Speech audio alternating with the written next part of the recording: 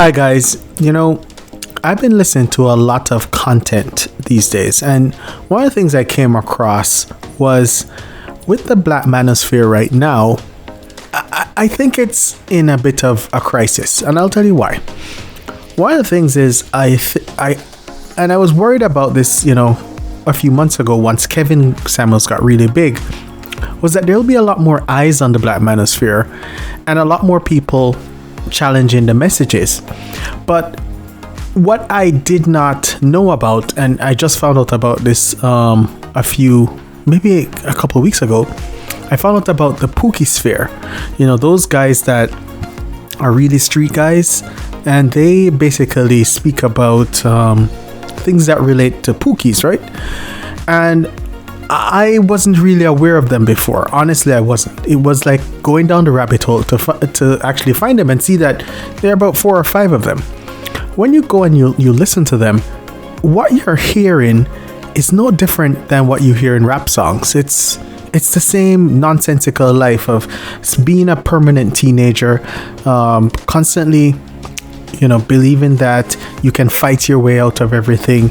You're alpha, a misguided understanding of what masculinity means. You can see a lot of these guys did not grow up with their fathers. These guys were taught masculinity as being tough, as being physically tough, as being fearless. And a lot of these guys don't understand that.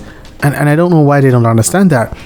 Anybody who goes through life like that in their 20s, you're going to end up in jail, because you can't just constantly fight your way out of everything, have these arguments and these issues with everyone. It's nonsensical. And so these guys are maladjusted to society, and a lot of them, you can know manosphere content by the time it is done, the live stream. If a live stream is done during normal work hours, you are listening to Pookiesphere, because that's where people who do not work will listen to it. Now, it's not a rule, because you have some, like, I don't believe Bernard Riley has a Pookiesphere channel, but he will attract these Pookies. And these Pookies, a lot of them, they love controversy, and they're looking for shock jocks, and they're looking for people to have beef and all of this stuff. And that really detracts from the manosphere. It no longer has a message anymore. It's about beefs, and we've seen all of these beefs pop up in the last 6 weeks. And one of the issues is that they're stretching beyond boundaries, and you wonder if there are any boundaries. I mean, I heard this video, and I'll let you listen to it.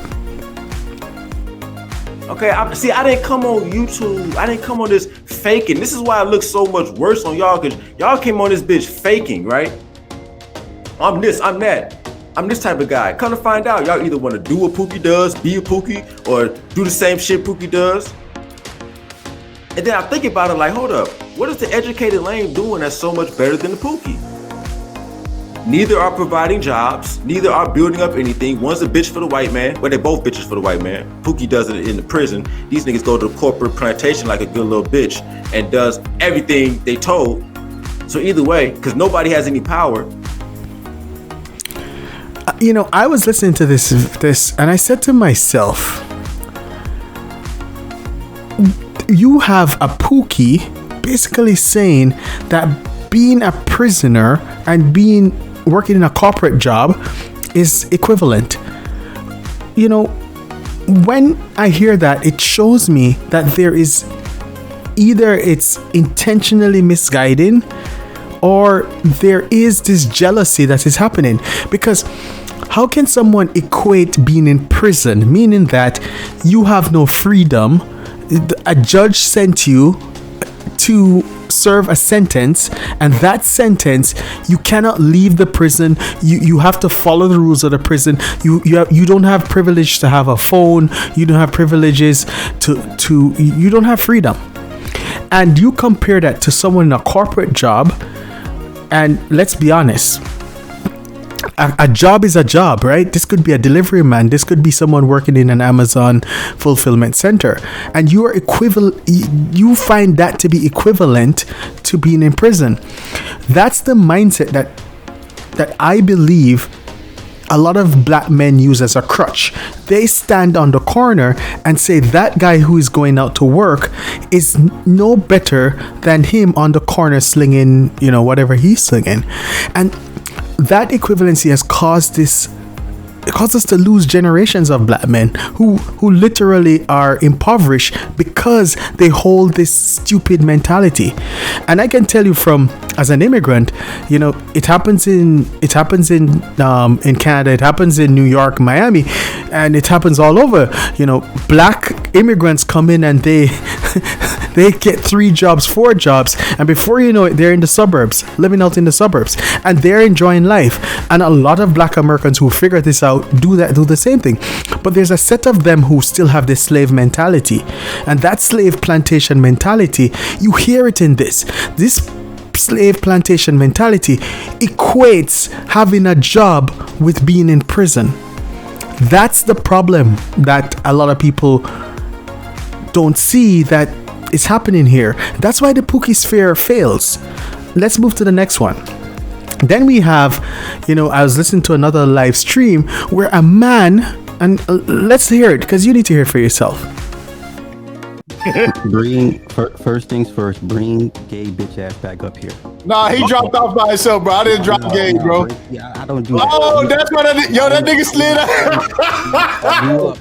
I'm born at 75. If I got a problem with a man, I take it to that man. Bring his bitch ass back up so I can get Hey, Gabe, hop back on, bro.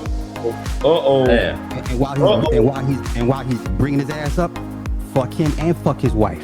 Oh, I got a story to tell behind this. That's why I want him bring his bitch ass back up here so I can come to his face like a fucking. All right, Gabe. Now this man feels offended by another man, and he now moves to be disrespectful to the other man's wife. There's no decorum here. There's no decorum. There's no comedy. There's nothing here. This is why I feel like this is the internet ghetto.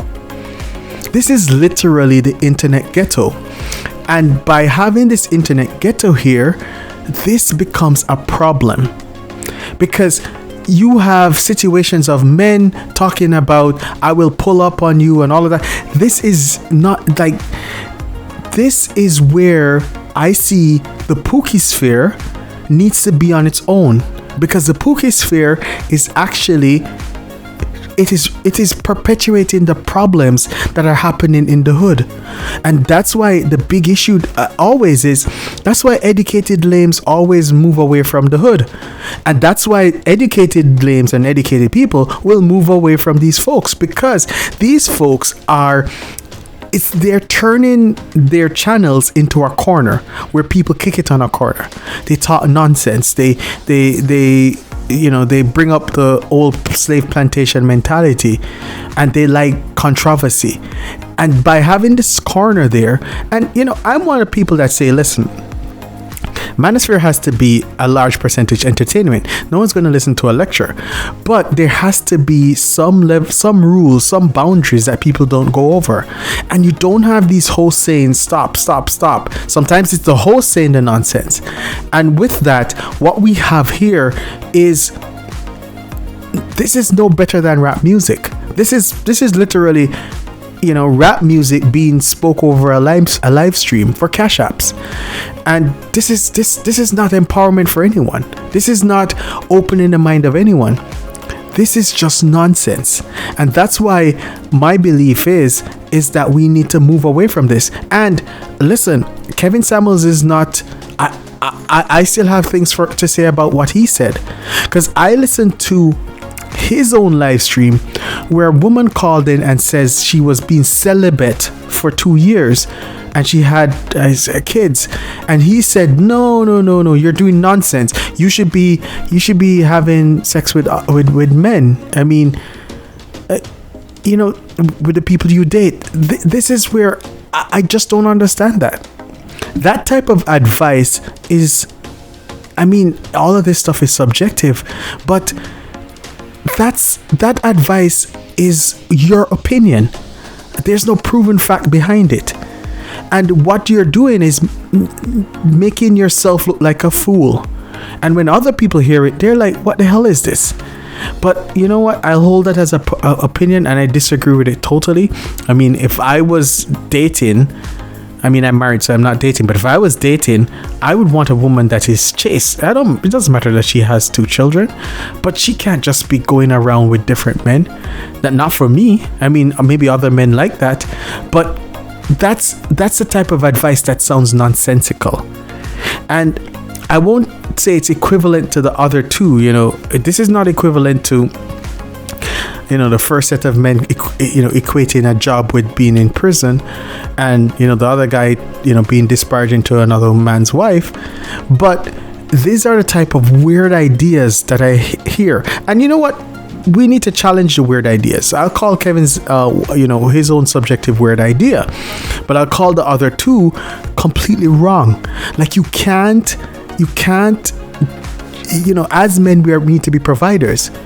And to be providers, you can have your own business or you have a job. Not everyone can run a business. Not everyone. The majority of the population is in a job. And you must not disparage that. And then the next thing is, what kind of man disrespects another man's wife? Like, it makes no sense. And so this is where I believe that some people in the manosphere need to pull up their socks. They need to figure out that this is not right. This is not how you conduct yourself. If you conduct yourself like this, then what's going to happen is you're just going to turn this into a ghetto type of arrangement here. And the message is lost in all of this. Completely lost. So I just wanted to share that with you guys. Thanks.